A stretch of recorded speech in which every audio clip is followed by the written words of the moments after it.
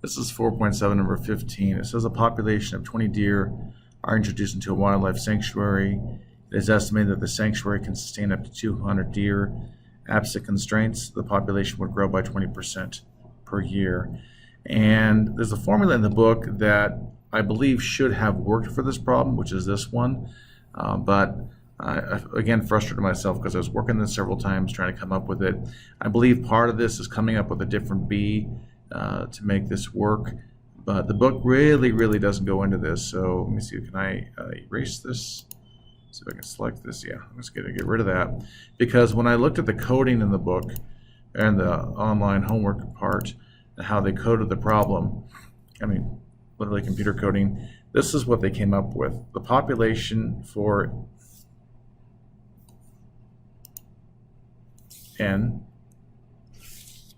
for time n is the previous population n minus 1 plus the rate of growth times 1 plus p sub n minus 1. I should correct this, there's a mistake. This should be a minus over c. C is the carrying capacity times p sub n minus 1. So in the problem that we have, for P1, it should be that previous population, or the initial population, which is 20, plus the rate of growth is 20%, so 0.2, times 1 minus 20 over 200 times 20. And what are we going to get from that? I get 23.6, so we could round that up to 24 deer. Then we'll look at what happens in the next year.